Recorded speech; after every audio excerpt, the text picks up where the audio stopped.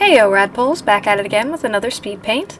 This is a sort of part 2 to last week's episode, or I guess it was 2 weeks ago. I missed last week, my bad guys. I had a bunch of conventions and markets and I lost track of time, and I'll be real, I was irresponsible and didn't do what I needed to do, and time management got away from me. Hey! But I'm here now, and you're here now, and since we're all here, let's talk about Mother Ripley.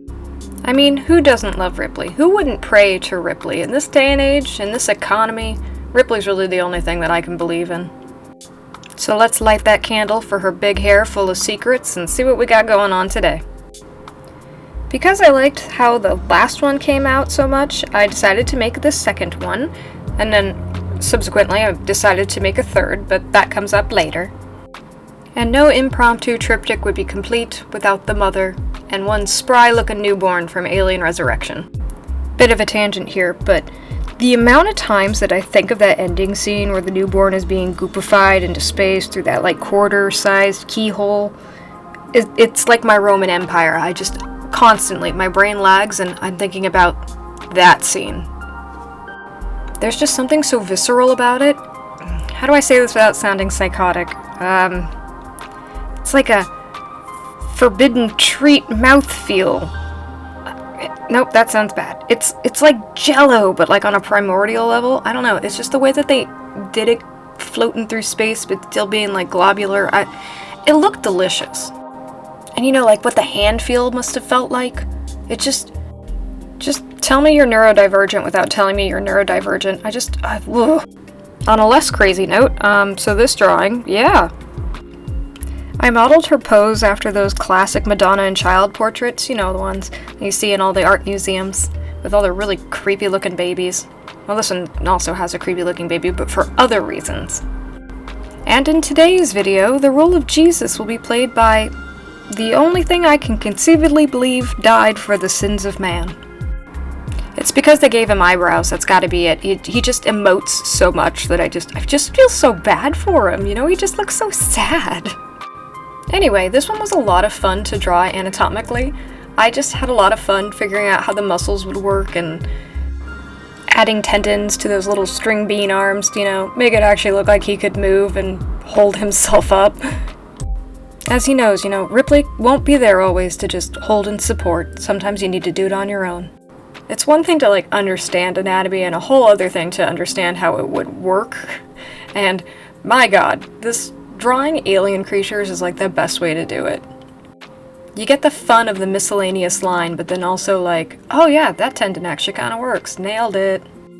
I also think it's funny that I struggled more with Ripley's anatomy in this rather than the aliens. Apparently you can just crank out random much better than you can crank out, I don't know, a human. I guess it's because there's not really anything to compare the alien to in itself, so it's like, if I got it wrong, only the most keen of observers would know, and if they did tell me that, yeah, they're right. Much like I say for most of my drawings, this one was a lot of fun for the line art. I had a great time adding all the little details and making it look ropey and stringy. As you can see, I left her hair for last because I wasn't quite sure how I wanted to outline it. Her hair is just so big and fluffy, and I just didn't want to, like, line art it so much because I feel like that would make it look less buoyant, ethereal, in charge. I don't know. So I did add a line to it, but it actually is done with like a pencil tool rather than the inking tool that I used for the rest of it. I used a similar palette to the Xenomorph one because, again, I wanted them to match, you know, triptych style. So this one I focused a lot more on the greens rather than the blues, with that nice pop of yellow instead of acidic green. So essentially it's the same thing, but more shifted to the yellow spectrum.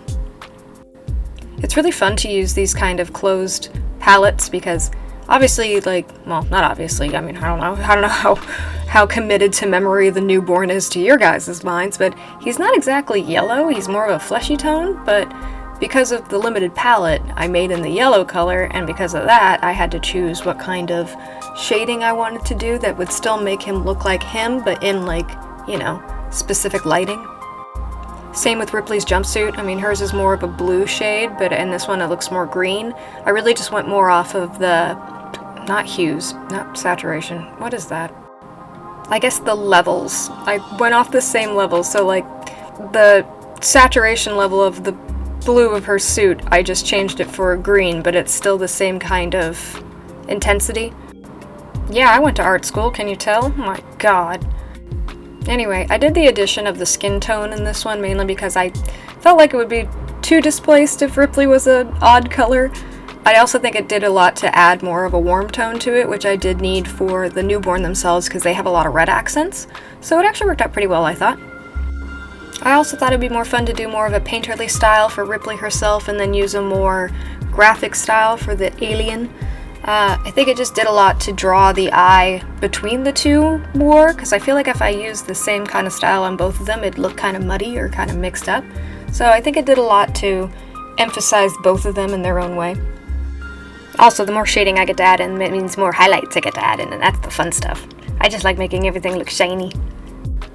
One thing I struggled on more on this one than I did with the Xenomorph is since there are two central figures, I had a hard time making them stand out from each other since they were all in the same kind of color palette, so I did use that coloring style to hopefully create a little contrast between the two. Thank you, Siren. I hope you all heard that. That was an emergency happening on my street. Quick, the wackadoo's talking about aliens again. Let's shut her up, please. Oh, God. They're after me for saying what everyone was thinking about eating that goop in Alien Resurrection. It's fine. I'm brave enough to say it. In other news, let me just say, look how sad his face is. I just feel so bad for this little guy. They didn't have to go as hard as they did, but this, oh God, he's so pitiful. I love him. So, as I said before, this is a part 2 of essentially what I'm thinking might be a part 3, because I really want to do a third one. You know, the university art major in me, and any other one can attest that a triptych is like where it's at, and it's only made specially so when it's like religious iconography category, so this needs a third one. So I think what I need is, you know, the big mama herself, the queen.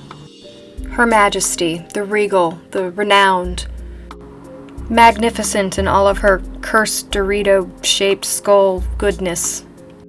And the little double-set T-Rex arms, you know, for double hugs. You know the one I'm talking about.